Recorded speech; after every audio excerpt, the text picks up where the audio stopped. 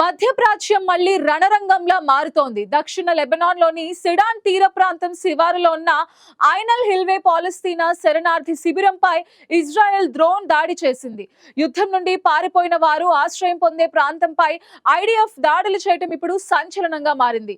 మసీదు పార్కింగ్ లో ఉన్న ఒక కార్ ని లక్ష్యంగా చేసుకుని ఇజ్రాయెల్ డ్రోన్ మిసైల్స్ ని ప్రయోగించింది. ఈ దాడిలో 13 మంది మరణించగా పలువురు గాయపడ్డారు. గత ఏడాది నవంబర్లో ఇజ్రాయెల్ హిజ్బుల్లా మధ్య కాల్పుల విరమణ జరిగిన తర్వాత తొలిసారిగా లెబనాన్ పై అతిపెద్ద దాడి జరిగింది. ఇటీవలే ఇజ్రాయెల్ హమాస్ మధ్య యుద్ధానికి ఫుల్ స్టాప్ పడింది. ఈ నేపథ్యంలో లెబనాన్ పై ఐడిఎఫ్ దాడి చేయటం మరో కొత్త యుద్ధానికి దారితీస్తుందా? Let's watch the story.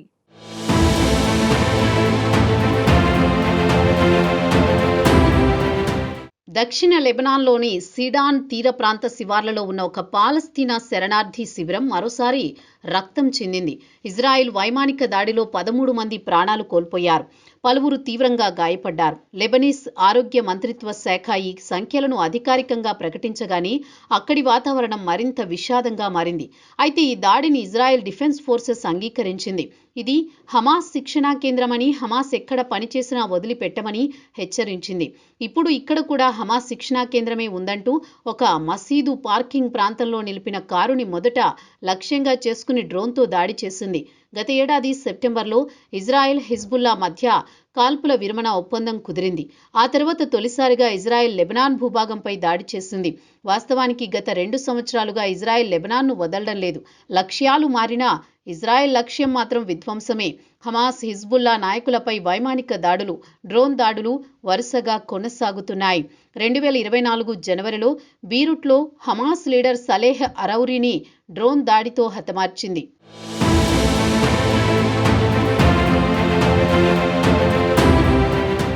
2023 October 7న హమాస్ దక్షిణ ఇజ్రాయెల్పై దాడి చేసి 1200 మందిని చంపింది.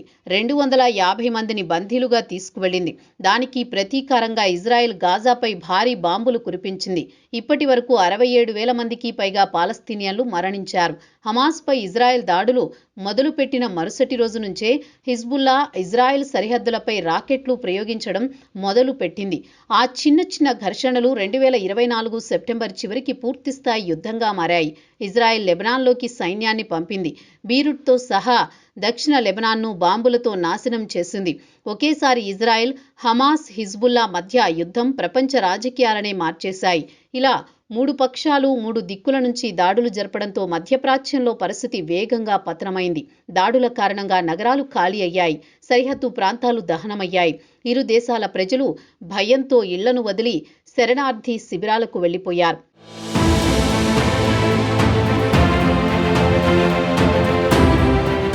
అయితే ఇజ్రాయెల్, హిజ్బుల్లా మధ్య అమెరికా మధ్యవర్తిత్వంతో గత ఏడాది నవంబర్లో కాల్పుల విరమణ ఒప్పందం జరిగింది.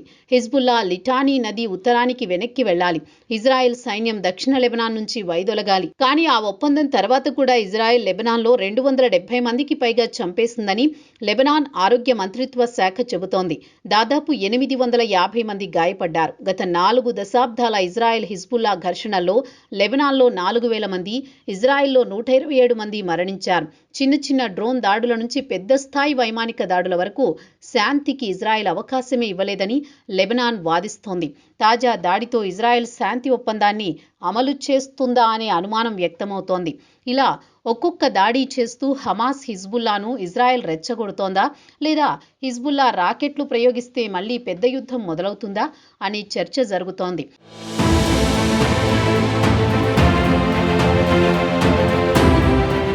లెబనాన్ ప్రభుత్వం ఇజ్రాయెల్ దాడులను యుద్ధనేరాలు అని మండిపడుతోంది. ఈ దాడులపై హిజ్బుల్లా ఇంకా అధికారికంగా స్పందించలేదు. కానీ వారి మౌనం ఎక్కువ కాలం ఉండదని విశ్లేషకులు చెబుతున్నారు. ఈ దాడి గాజా యుద్ధం ముగిసినా మధ్యప్రాచ్యంలో శాంతి రావడం లేదని స్పష్టం చేస్తోందంటున్నారు.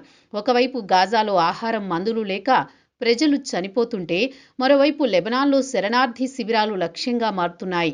ఈ రక్తపాతానికి అంతం ఎప్పుడు అనే ప్రశ్నకు ఇజ్రాయెల్ సమాధానం చెప్పాల్సి ఉంటుంది.